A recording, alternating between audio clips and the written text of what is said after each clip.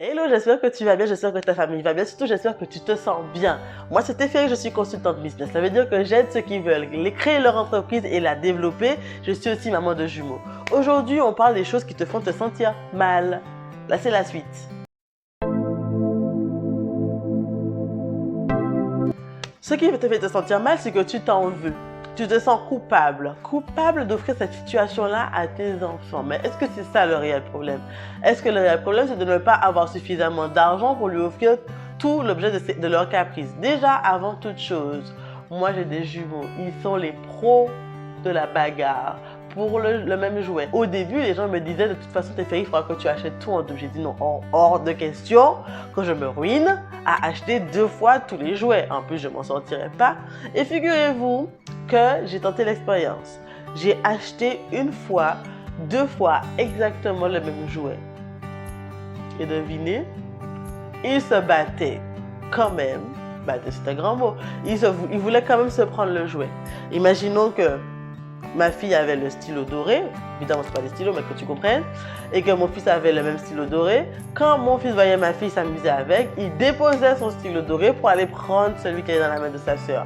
Parce que je veux que tu comprennes que tu te sens coupable parce que tu n'as pas assez d'argent, mais le problème c'est pas que tu n'as pas assez d'argent, le problème c'est qu'il faut apprendre à son enfant que la frustration, ça existe, et de 2, ce qu'il veut, c'est pas le stylo, c'est pas l'objet, ce qu'il veut, c'est l'émotion que l'autre a. Donc du coup, mes 2 petites ruses, c'est 1, quand du coup mon fils veut le stylo qu'elle a en main, c'est de lui proposer un jouet qui lui paraît mieux à la sœur. Comme ça, lui, il a son jouet, elle aussi, elle a un nouveau jouet et elle recommence à s'amuser. Sauf que du coup, c'est un cercle vicieux parce qu'il a envie tout le temps d'échanger le jouet avec un autre jouet qui paraît mieux. Bref, donc déjà à ce niveau-là, moi, j'avais marre parce que du coup, il n'y avait pas de hurlement.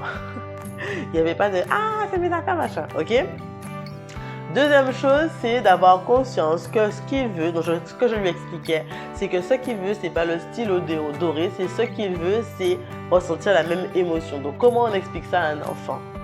C'est « Mon garçon, tu peux t'amuser aussi bien avec ton stylo que ta soeur le fait avec son stylo. C'est exactement le même.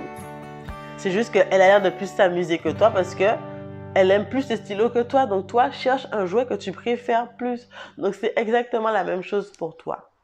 Quand tu vois quelqu'un qui a quelque chose, qui est particulièrement heureuse avec quelque chose, cherche ton stylo doré.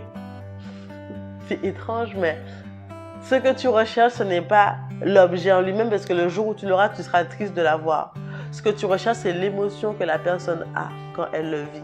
Il y a beaucoup de personnes qui veulent voyager. Okay?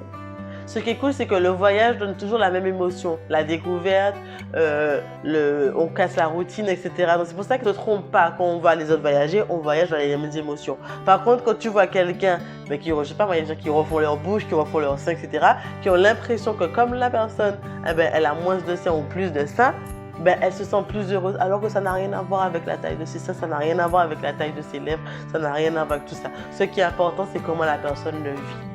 Voilà. Donc, à chaque fois que tu vois quelqu'un qui te donne l'impression d'avoir une meilleure vie, demande-toi, est-ce que cette chose-là, ça va me plaire? Est-ce que c'est ce que j'ai envie d'avoir, premièrement?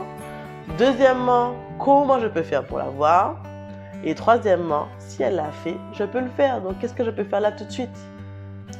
Donc, t'inquiète pas. Si tu arrives pas toute seule, parce que je sais que c'est pas très simple de le faire tout seul dans son coin, on sera plus sur le 11 novembre à faire ce qu'il faut pour pouvoir créer cette vie dont on a envie. Donc, rendez-vous le 11 novembre.